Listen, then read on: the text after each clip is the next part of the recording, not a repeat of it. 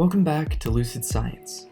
This week, we'll be looking at a paper by Hughes et al., investigating the spatial and temporal patterns of mass bleaching of corals in the Anthropocene, published in the journal Science in 2018.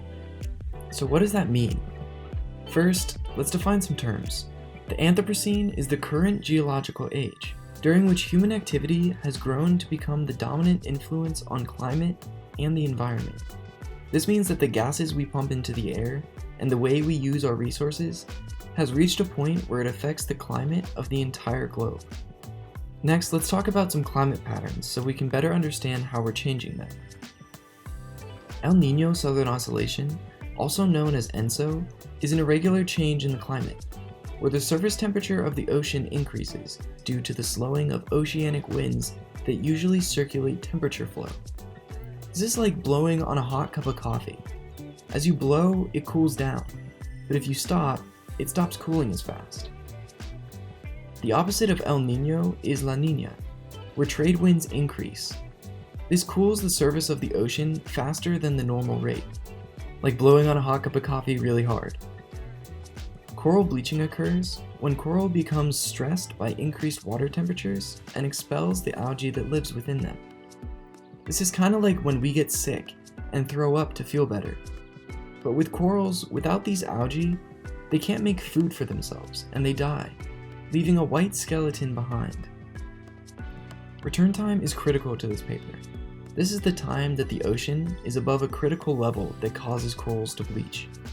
And unless the temperatures return to regular levels, the corals cannot recover. Okay, I think we're ready, so let's get into it.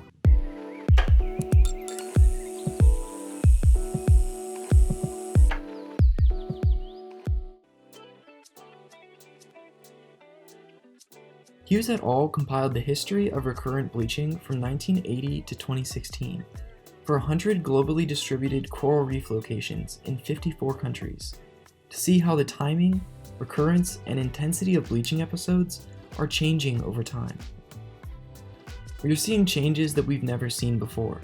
Their findings reveal that coral reefs have entered a new human-dominated era, characterized as the Anthropocene, in which the frequency and intensity of bleaching events is rapidly approaching unsustainable levels. This leads to their prediction that even locations where corals are usually protected from temperature change could disappear by 2050. The dramatic increase in the severity of these events can be seen in Figure 1, where red represents El Niño, blue La Niña, and black neutral periods. An overall positive shift can be seen here, where even during neutral periods, temperature is significantly higher than previous levels. The results of this warming are represented in Figure 2, where A shows the number of locations that have bleached each year, white being moderate and black severe. It can be seen that the occurrence of severe events has dramatically increased since 1980.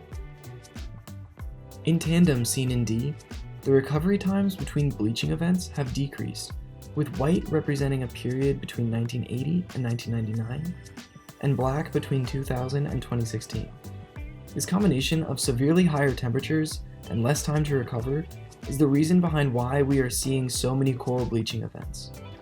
In the past, bleaching events only happened during El Niño periods, but that trend is diminishing as global warming continues and regular temperature levels are becoming the same as what were previously El Niño anomalies.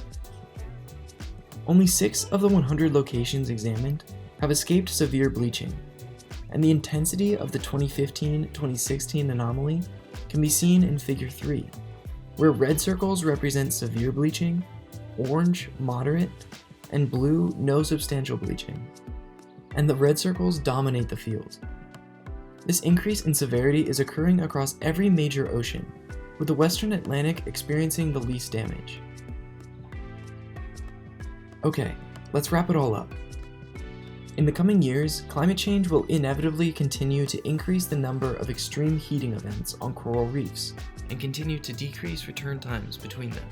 We are approaching a scenario where every hot summer, with or without an El Niño event, has the potential to cause bleaching and mortality. The future condition of reefs will depend critically on the trajectory of global emissions and on how we make decisions for the future. So there you go. That's why corals are bleaching more rapidly than ever before. But it's not too late to change our trajectory. Find us on social media at Conservation Made Simple, and I'll see you in 2 weeks for more Lucid Science.